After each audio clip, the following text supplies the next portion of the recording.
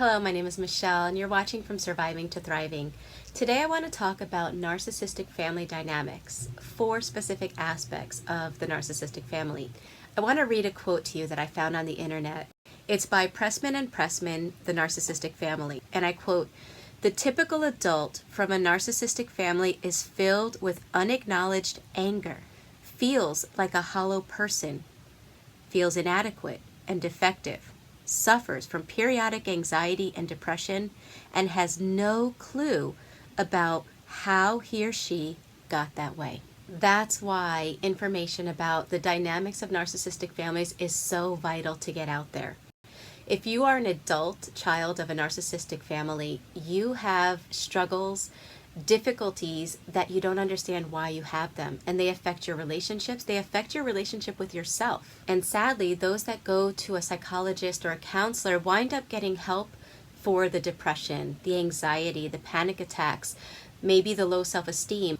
But those are all symptoms of a root problem that's never addressed. And that root problem is the way they were raised and what happened as a child of a narcissistic family. So it's like cutting the weeds at the top as opposed to pulling them out at their roots.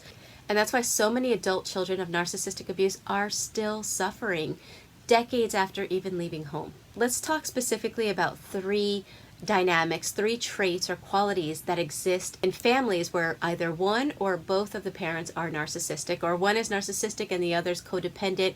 Whatever the case is, let's look at these characteristics. Okay, so number 1 is the fact that a narcissistic parent will put their spouse, their significant other, on the same level as their children. So if you're being raised in that family, your healthy parent, or non-emotionally abusive parent, I should say, is on the same level as you as a child. So the only authority figure is coming from the narcissist. And the non-emotionally abusive parent often can have a lot to give to their children. But because they have been reduced to the same level as their children, and because they live their life dancing around the narcissist and trying to please the narcissist and trying to do damage control, they have very little to give the children. And so as a child, you grow up feeling like you are responsible for your parents' feelings. If your father is the narcissist and he's angry, it's your fault. If your mother is the narcissist and you don't live to please her and you don't constantly focus only on her needs as opposed to your own, you're told you're a bad child. So this causes children to grow up feeling as if there's something wrong with them, feeling as if they're put on this planet to serve the needs of other people. They don't grow up recognizing that they have needs. They don't grow up recognizing that they have boundaries, because in the narcissistic family dynamics, boundaries do not exist. Children raised this way will often enter relationships where somebody is used to crossing boundaries and they allow it because it's familiar to them. They also are in relationships, or tend to gravitate towards relationships, where the other person makes them feel as if they live to please that person. In other words, children of narcissists gravitate to narcissists because they were taught that that's their place. They are there to serve others. And it's familiar, and they wind up gravitating to that as well. So not only are they suffering from a low self-esteem, a lack of boundaries, probably codependency, but they are then gravitating to the very kind of person that causes them to feel those negative emotions. And that kind of person will enable them to not be able to heal. It prolongs the healing process, because now you're an adult and you're reduced right back to where you were as a child. And it's a cycle that goes on and on. Number 2, another dynamic of narcissistic families, and this has to do with, let's say the parents actually separate or divorce, and the children are living with the narcissistic mother. Let's just say in this case, the narcissist is the mom. A very common dynamic is that the children will seem to side with the mother and hate the healthy parent that is doing everything in their power to try to be there for that child. Why? Why do children do that? Why do they side with the parent that seems abusive as opposed to the one that's trying to protect them? This usually happens when children are in the custody of the narcissistic parent. You have to understand a child goes into survival mode. They're living with that parent. They're dependent on that parent. They have to go home with that parent. So they're the ones that pay for the rage. And for anything that that narcissistic parent is feeling, it will be projected and the children will be blamed for it. And that's a difficult thing to cope with when you're a child. Seeing the narcissistic and custodial parents rage and victim playing is extremely terrifying for a child. This person that's out of control or in such need is the one that that child has to depend on.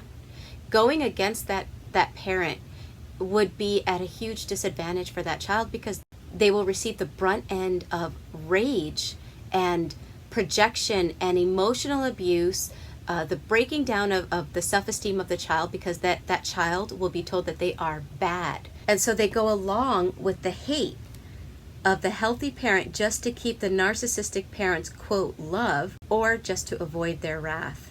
And here's the sad part in narcissistic families. The narcissistic parent will often reward the child's hate. They will go against the healthy parent's rules. If the healthy parent is establishing healthy rules, the narcissistic parent will play the fun parent. You can do whatever you want with me. I let you do this. They will reward the hate and they will punish the healthy behaviors of a child that's saying, I love both my parents. That will be punished. Whereas if they join the hate bandwagon, they get to do whatever they want. They get praise, and in a narcissistic family, praise is very limited. Praise is so valuable because it comes in such rare doses. So when they do that and they get praised and they feel momentarily good, it's teaching that child on a subconscious level, hate the other parent, side with me because it goes well with you. The sad part is often a father will wind up giving up because he just can't take not only the emotional abuse from the ex-spouse, but also on top of it, to see his children hate him so much. It's so difficult to deal with that he winds up falling away and kind of giving up. The sad part is that child then has no healthy parent in their life. They grow up internalizing the abuse of the narcissistic custodial parent. They grow up with low self-esteem, extremely codependent, or extremely narcissistic. But the only thing they will not grow up to be is emotionally healthy. The third dynamic of narcissistic families is the fact that there are secrets. Children are taught from a very young age to hide the family secret. And what is the family secret? It's that the parents are not meeting the emotional needs of their children, and there is extreme emotional abuse going on. But children are taught to pretend, to put a smile on, to never say anything negative about their family. They're told to only pretend that everything is great. So there's the truth, there's the abuse behind closed doors, and then there's the image that children are taught to portray. This makes it hard for the child to get the help that they need. The few times a child will reach out for help, if the narcissistic parent finds out, that parent will degrade that child to such a degree that they will think that even the thought of telling somebody what's really going on is an awful thought, and they're a bad kid for even having that thought. They're taught that that is bad. And so it's hard for them to be real. It's hard for them to reach out. It's hard for them to show who they really are because they're so used to pretending. So they go into adulthood having no idea who they really are because their personality has been dictated to them. Their feelings have been dictated to them. As a child, if they said, I feel this or that, the narcissistic parent will say, no, you don't, you feel this. To the point that that child is so disconnected from themselves. It's very difficult to face when you're an adult. You don't understand what's going on. And sadly, because you're so disconnected from yourself, you're often imitating the narcissistic parent because that's what you had to do for so long. So you're imitating, and I can't even tell you how many times I have people email me saying, I think I'm the narcissist because I do this and that, and I learned these behaviors, and this is how I am now, and what do I do now? And all of that is because narcissistic children disconnect themselves in order to make this dynamic work. This dynamic of the Dr. Jekyll, Mr. Hyde, the perfect image as opposed to the sad reality. They need to make it work, and so they disconnect from themselves. They have a difficult time understanding how they really feel because their feelings have been denied for so long. Number 4, There are no emotional boundaries. I talked a little bit in the first dynamic about how there's a lack of boundaries, but there's also a lack of emotional boundaries. Emotional boundaries are essential for our well-being. They give us the feelings of confidence, worthiness, and self-preservation. They tell us what is okay for me and what's not okay for me. When you're raised by narcissistic parents, you're never allowed to say no when it comes to something that hurts you emotionally. If a certain behavior is inflicted on you, you're never allowed to say, hey mom, that really hurts my feelings, or hey dad, that really makes me sad that you say those things to me. You're not allowed to care about your own emotional well-being. So when you try to stand up for yourself, it's met with rage, blame shifting, or flat out denial, denying you your real feelings. What happens to a child that grows up like that? They have a very hard time being assertive. They have a very hard time caring about their feelings or knowing how to stand up for their feelings in a healthy way. It's very difficult because they weren't allowed to do that as a child. So they didn't develop the ability to be assertive, to know what their emotional boundaries are and how to enforce them. Children of narcissists are taught that they're there to serve their parents and their parents have no responsibility for them. Children raised like this grow up with a lot of anger inside. They're angry all the time at different behaviors that other people are inflicting on them. It could be at work, it could be in the family, it could even be with friendships. They have a lot of anger and frustration because they wind up gravitating to overbearing, self-absorbed people because that's what's familiar to them. But on top of it, they don't know how to establish boundaries. They don't know how to be assertive. And so they're angry all the time at themselves. They think sometimes they're angry at other people for the way they're being treated, and in part they are. But the majority of it is an anger at themselves because they're so disconnected from themselves. Imagine having a close friend, right? And this is a very close friend that you spend 24/7 with. And that friend's always giving you advice and you never listen to their advice. How is that friend going to feel about you? Are they going to feel close with you? Are they going to feel on the same page with you, or even that you're close friends? No.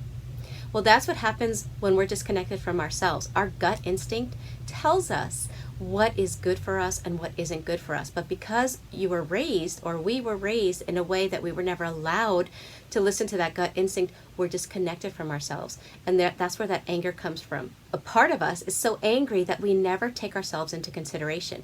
We never care about our feelings. We never care about our own self-preservation. It's always externally focused. And we think that that's what's going to make us feel better, and it never does. There has to be a balance. So those were just 4 characteristics of the narcissistic family dynamics. There are a ton, but for the sake of time, I only wanted to mention these 4. And again, the reason this information is so vital is because when you can understand why you are the way you are, then you can really begin the true healing.